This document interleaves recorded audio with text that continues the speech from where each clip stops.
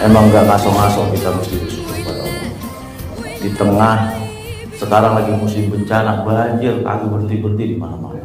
Jawa Timur, Jawa Tengah, Jawa Barat, iya, Bali, Malang, saking biasanya bosen orang lihat, iya, saking tiap hari coba banjir bandang kayak begitu, dasarnya. Itu bagian dari ciri-ciri akhir zaman tuh udah pasti. Banyaknya musibah bencana. Ciri-ciri kiamat itu makin dekat. Iqtarabatis sa'ah wa syaqqul qamar dalam surah Al-Qamar ayat 1. Bahwa kiamat itu sungguh teramat dekat kata Allah. Hari kiamat itu amat dekat semenjak Rasulullah SAW diutus. Allah katakan kiamat itu sudah dekat dari zaman Rasulullah SAW itu diutus.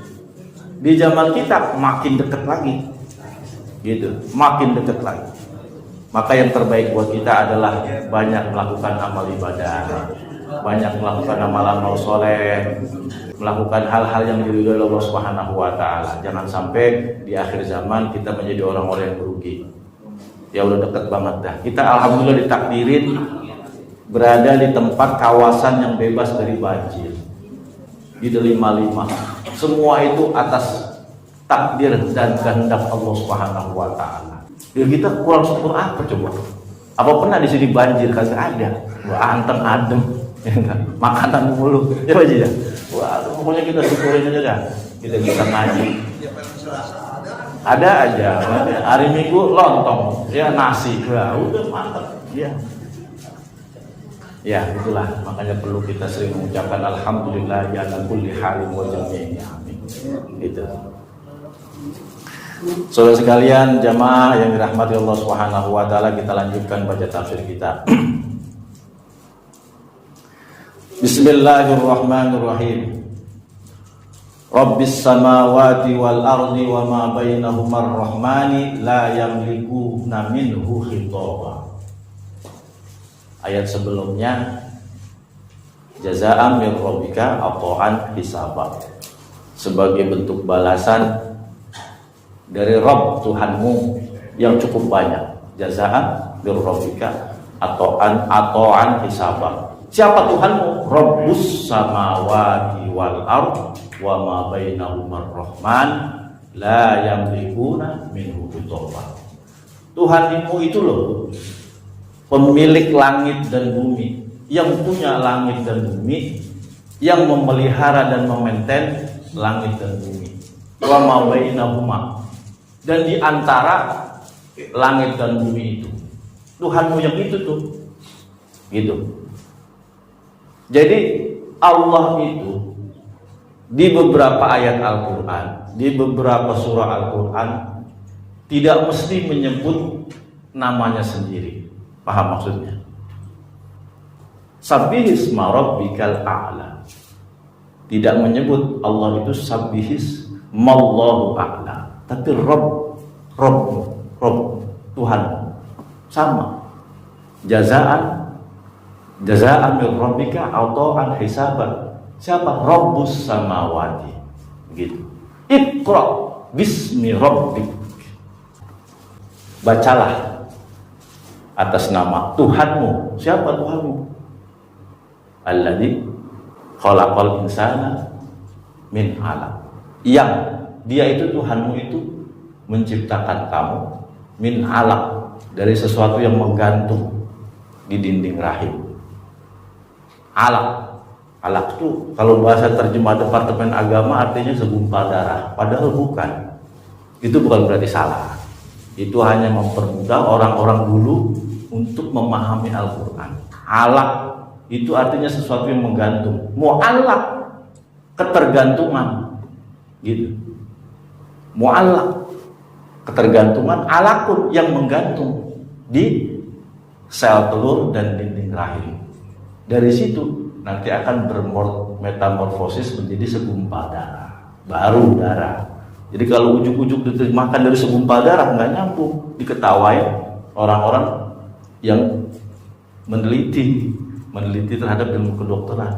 Apa iya manusia diciptakan dari segumpal darah? Bukan, dari sperma yang menggantung di dinding rahim dan sel telur. Itulah disebut alaq, gitu. Bukan salah berarti, bukan terjemahan yang dulu salah. Itu hanya tugas Departemen Agama memberikan kemudahan untuk orang mempelajari itu doang. Gitu. Sabbihisma rabbikal a'la. Sucikanlah nama Tuhanmu yang maha tinggi. Jadi Allah terkadang tidak ingin menyebut namanya menjadi satu bagian dari ayat, tapi dengan menggunakan indikator lain, nama lain, Tuhan. Tuhan kan umum, tapi kalau Allah sifatnya sudah khusus. Jadi seolah ingin memberikan ruang. Pikir dong, masa iya kalian menuhankan seseorang atau makhluk atau benda yang makhluk itu ada setelah aku menciptakan langit dan bumi? Masa iya kalian wahai manusia menuhankan sesuatu yang tidak terlibat sama sekali terhadap proses penciptaan langit dan bumi dan apa-apa yang ada di keduanya? Kan begitu. Nggak usah deh aku akuin sebagai Allah dulu. Kamu percaya nggak ada Tuhan? Tuhan siapa? Tuhan yang menciptakan langit dan bumi itu loh. Maksudnya kan begitu loh bahasa kita. Kok tega-teganya kalian menuhankan orang gitu? Sementara orang itu tidak sama sekali terlibat dalam penciptaan langit dan bumi. Itu makanya kenapa Allah tidak memberikan namanya langsung ke dalam teks yang dimaksud. Banyak. Ya ayuhan nasu taqu rabbakumul ladzi khalaqakum min nafsin wahidah. Itu dalam surat An-Nisa ayat 1. Wahai para manusia, bertakwalah kamu semua kepada Tuhanmu. Jadi Allah tidak langsung kepada Allah, bukan. Tapi Tuhanmu yang bagaimana? Khalaqakum min nafsin wahidah, yang menjadikan kamu semua dari sumber yang satu, dari gen yang satu, yakni Nabi Adam alaihissalam. Itu tantangan bagi orang berpikir, gitu. Ditantang, ayo dong lu pikirin. Aku ini udah menciptakan kamu dari satu sumber gen namanya Nabi Adam. Sehingga yang wajib kamu sembah adalah aku, Tuhan pemilik langit dan bumi, wa ma bainahuma. Lalu kenapa patung kamu jadikan Tuhan yang tidak terlibat sama sekali penciptaan langit dan bumi? Lalu kenapa dewa-dewa itu kamu pertuhankan?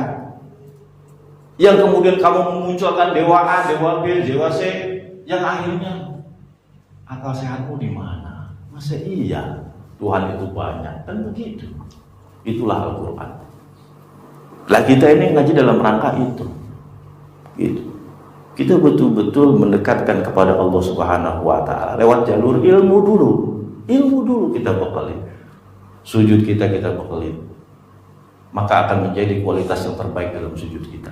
Iya, ibadah kita ilmui, kita bekali dengan ilmu, maka kualitas ibadah kita akan tetap berbeda dengan ibadah-ibadahnya orang yang tidak berilmu, orang yang tidak memiliki ilmu dan pemahaman tentang Al-Quran dan Sunnah. Begitu maksudnya. Itu pentingnya kita ngaji. Itu. Dulu kan tahun berapa tuh? 1920. Ya. Abel Lemaitre itu seorang ilmuwan tahun 1920 menggagas teori namanya Big Bang, ledakan besar dalam ilmu astronomi yang sampai sekarang anehnya dipercayai bahwa segala sesuatu itu tercipta dari ledakan 15 miliar tahun yang lalu. Itu teori Big Bang yang sampai sekarang masih banyak para intelektual yang menurut saya intelektual dulu, ya para ahli astronomi yang mempercayai itu sebagai sumber kehidupan.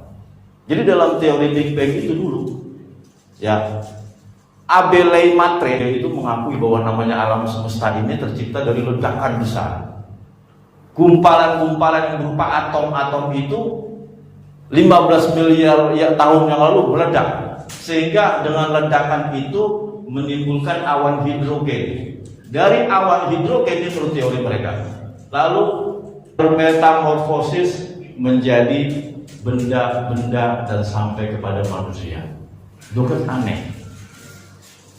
Jadi mereka tegaskan bahwa bumi ini dari kehancuran, langit ini dari kebinasaan, manusia itu tercipta sumbernya adalah ledakan. Bukan aneh, yang kita mikirin. Bagaimana mungkin yang namanya kemusnahan menyebabkan sesuatu yang ada? Kan begitu. Bagaimana mungkin kehancuran itu menyebabkan ada sesuatu? Ya dan akal kita malah jelimet begitu. Ya, iyalah. Sekarang kalau memang itu mutlak bisa terjadi, ya itu dulu saya sering ketemu orang-orang begitu. Zaman masih muda, cuma dulu saya belum jago jawabnya. Iya, zaman teori-teori Big Bang itu digemari oleh kalangan mahasiswa, terutama bagian filsafat. Saya sering dulu di Jawa Timur ngobrol dengan mereka. Begitu mereka. Kalau seandainya teori Big Bang itu benar, segala sesuatu tercipta dari ledakan dulu, bukan karena Allah. Ya logikanya gampang. Kita nabuh petasan. Ya kan? Kalau adanya sesuatu karena ledakan, mestinya kita ledakan petasan itu suatu hari akan tumbuh yang namanya tanaman. Kan gitu. Katakan kita punya petasan, kita ledakan itu petasan, ya. Kalau teori Big Bang itu benar, pasti suatu hari dia akan menjelma menjadi sesuatu makhluk atau suatu benda. Katakan itu metamorfosis dari kertas-kertas yang berhamburan, kan nggak mungkin. Sampai sekarang teori itu tidak benar secara fakta ilmiah. Gitu. Mestinya petasan yang sudah diledakkan berhamburan itu tiba-tiba suatu hari menjadi cacing atau menjadi lalat. Tapi pernahkah terjadi? Pernahkah teori membuktikan bahwa petasan pecah itu kemudian suatu hari menjadi semut atau lalat? Nggak pernah terjadi. Lalu mengapa Anda mengagumi teori itu sampai sekarang? Bahwa alam semesta itu tercipta dari ledakan besar yang terjadi 15 miliar tahun yang lalu. Kecapean akal kita mikirin di situ. Capek gitu. Dari mana rumusnya itu bisa? Kok tiba-tiba dengan ledakan itu bermetamorfosis jadi manusia, bermetamorfosis jadi binatang, bermetamorfosis jadi tumbuhan. Mentok akal kita, susah diurut. Tapi kita jelas. Allahu Hayyun Qayyum Al-Qadim Laisa kamitslihi syai'un. Jelas konsep kita. Dia yang maha terdahulu, Qadim, ya, dia yang maha ada, wujud, qidam, baqa, mukhalafatu lil hawadits, qiyamuhu bi nafsihi, berdiri sendiri atas kemauan dan kehendaknya, ada dengan kehendaknya. Ya, qiyamuhu bi nafsihi, wahdaniyah, kudrat, iradah, dan lain sebagainya. Ketimbang kita capek mikirin begitu. Itu teori itu sampai sekarang itu digemari di kalangan mahasiswa. Jangan sampai kita begitu. Ya jelas jauh Bang. Capek kita mikirin kalau begitu. Mana mungkin. Rabbis samawati wal ardi bil jarri wal raf'i. Rabbis samawati wal ardi bisa dibaca jar, bisa dibaca rofa. Jadi Rabbus samawati wal ardi itu kalau dalam negara-negara Maghrib. Kita masyrik. Kita Rabbis samawati wal ardi. Mereka Rabbus samawati wal ardi. Mereka enggak wal ardi tapi wal ardi. Rabbus samawati wal ardi. Wa ma bainahuma ar-rahmanu. Kalau kita kan nih, dia nu. Itu perbedaan qiraah sab'ah. Sering kita ulang, sering kita sampaikan. Yang ada di Maghrib, negara-negara Maghrib, dan Imam Hafiz yang ada negara-negara di Masyriq. Kita timur bagiannya, kita Arab Saudi, Malaysia, negara-negara Asia sama gitu. Wa ma bainahuma ar-rahman. Dan apa-apa yang ada di dalam langit dan bumi, Ar-Rahman, dialah Ar-Rahman. Rabbus samawati wal ard, dialah Ar-Rahman. Begitu maksudnya. Kadzalika yarfa'uhu ma'a jarri rabbi. Seperti itu juga Ar-Rahman bisa dibaca Ar-Rahmanu, bisa dibaca Ar-Rahman. Jadi kalau suatu hari ada imam di sini yang seandainya pun keceplosan baca Rabbus samawati, nggak apa-apa diamkan, jangan kita betulin karena itu sah secara kaidah pembacaan qiraat Al-Qur'an gitu. Sementara hukum membetulkan bacaan Al-Quran itu seorang imam tetap dihukumi sunnah. Sunnah kagak wajib. Ini fikih nih, gitu. Bagaimana membetulkan seorang imam? Hukumnya sunnah. Imam Abu Qudamah dan Imam Al-Zarkasi didukung oleh mazhab Syafi'i mengatakan jelas sunnah, tidak wajib. Jadi kagak usah khawatir bagi yang misalnya tidak memahami, tidak menghafal apa yang dibacakan imam, berada di belakang persis imam, lanjutkan, nggak usah khawatir merasa kita dosa bersalah, nggak usah, karena itu hukumnya sunnah. Tapi kalau Fatihah hukumnya wajib. Membetulkan bacaan imam itu hukumnya sunnah dalam pengertian bacaan ayat-ayat Quran. Tapi ketika membetulkan bacaan Fatihah itu wajib. Misalnya imam salah dalam membaca Fatihah, ya wajib kita tegur. Tapi oleh imam mazhab Syafi'iyah diberikan ketentuan-ketentuan tata cara menegur imam dalam pengertian adab. Gitu. Jangan buru-buru ketika imam salah kita responsif. Haram, bukan haram tapi tidak boleh. Jangan responsif kita langsung membetulkan. Minimal ada jeda dulu. Apakah seorang imam itu ingin dia diberikan peringatan, atau dia ingin memutuskan, atau dia ingin langsung ruku? Itu hukumnya boleh. Gitu. Misalnya imamnya baca lupa nih, dia terdiam itu beberapa detik, kemudian baru makmum boleh memberikan arahan sesuai yang dia mampu. Tapi tidak wajib hukumnya. Seandainya pun seorang imam langsung ingin mengakhiri bacaan itu boleh hukumnya. Itu langsung ruku atau langsung mengalihkan surat yang lain boleh. Tapi kalau udah nyampe tengah-tengah, jangan dibalikin lagi ke sian. Ya, langsung aja, nggak masalah. Langsung aja Allah. Gitu. Itu sah. Karena membaca hukum bacaan surat dalam Al-Quran itu sunnah, bukannya wajib. Sunnah. Yang wajib itu Al-Fatihah. Ya. La sholata illa bi fatihatil kitab. Tidak sah sholat seorang atau tidak disebut sholat ketika orang tidak membaca surat Al-Fatihah. Jadi membaca surat di dalam Al-Quran itu hukumnya sunnah. Misalnya ada imam, wailul maghdubi alaihim waladdallin. Enggak apa-apa sekali-kali kita bikin. Wailul maghdubi alaihim waladdallin. Allahu akbar, sah sholatnya. Jangan di subhanallah, jangan. Begitu, sah karena sunnah. Tapi ya kagak umum. Besok-besok gak dipakai lagi tuh pasti. Pelit amat begitu. Gitu. Besok-besok jangan diam, pelit amat gitu. Tapi sah sholatnya. Gitu. Ya, sah. Maka dalam kitab Al-Fathul Qorib itu ada yang namanya sunnah abad, ada sunnah hayat. Terbagi dua sunnah. Sunnah abad itu yang kita mestinya diperkenankan untuk sujud sahwi. Sunnah hayat tidak perlu sujud sahwi. Contohnya lupa takbir. Ya Allah Akbar, kita lupa takbir, itu sunnah biasa. Ya, tapi dalam mazhab Syafi'i, misalnya dalam tahiyat awal lupa, itu tidak wajib sujud sahwi, tapi sebaiknya dilakukan sujud sahwi. Tapi hukum sujud sahwi tidak wajib. Begitu, kecuali lupa rakaat. Tuh, itu fikih, jangan salah.